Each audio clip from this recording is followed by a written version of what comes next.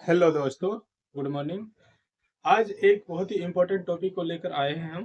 ठीक है, जिसमें है कि अम्ल वर्षा से हानि। दैनिक प्रकृति में हम लोग इससे बहुत जूझ रहे हैं, अम्ल वर्षा से। ठीक है, ये अम्ल वर्षा एक्चुअल में होता क्या है? ठीक है, आज इसी टॉपिक पे हम बात करने वाले हैं। अम्ल क्या होता है? अम्ल तो सबसे पहले इसका जो प्रकृति, इसका जब इसकी प्रकृति, इसका क्वालिटी चेक करने के लिए ऐसे तो चेक नहीं किया जाता, लेकिन हम लोग क्या करते हैं, इसमें एक टॉपिक है क्लास 10th में। ठीक है, अम्ल और क्षार, जिसमें लिया गया है इस टॉपिक को। अम्ल ज्यादातर हम लोग जानते हैं कि अम्ल क्या होता है, स्वाद में खट्टा होता है। अम्ल क्या होता है? जब स्वाद में खट्टा। ठीक है, और ये क्या करता है? लाल लिटमस पत्र को नीला करता है। अम्ल क्या करता है? लाल लिटमस पत्र को नीला करता है। ठीक है,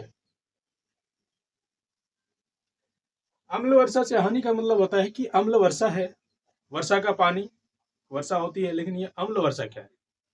तो क्या होता है कि ये प्रकृति में तो दिन ब दिन प्रकृति में देख रहे हो वायु प्रदूषण हो रही है।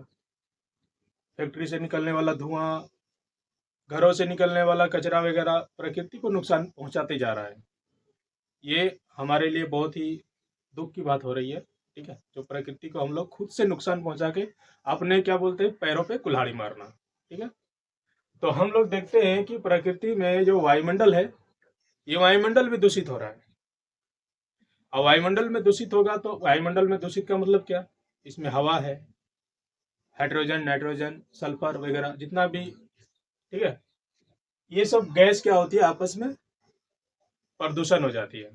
अब प्रदूषण होने के कारण क्या होता है, जब बारिश का मौसम में जब बारिश होने लगती है, तो वो बारिश की जब बूंद है ना, प्रकृति पे, धरती पे नीचे आने के लिए उसको सबसे पहले वायुमंडल से गुजरना पड़ेगा। और वायुमंडल से जब वो गुजरती है तो इन्हीं दुर्गंध गैस, यानी जो हमारे वायुमंडल में जो गैस है, दुर्गंध गैस है, अच्छी गैसें भी है, सब इनके साथ टकराती है। किसके साथ? जल की बूंद के साथ। तो जल की बूंद के साथ जब टकराती है और वायुमंडल को हम लोग प्रदूषण करेंगे, तो क्या होगा? वो बूंद उसी प्रदूषित हवा से टकरा के आती है और पृथ्वी पर गिरती है, पानी के रूप में लेकर। तो जब पृथ्वी पर गिरती है, तो जब पृथ्वी में गिरेगी तो जिस हरे भरे मैदान में, खेतों में हमने फसलें उगाई है, अगर उस फसल में ये बारिश हो जाती है, ये बूंदे गिरती है, तो उसमें एसिड की मात्रा ज़्यादा रह जाती है, जिसके कारण क्या होता है, हमारा पेड़ पौधे, हरी हरी सब्जियां जो हम लोग खेतों में उगाते हैं, नष्ट हो जाती है। ठीक है, तो अम्ल वर्षा से हमारी बहुत हानि होती है।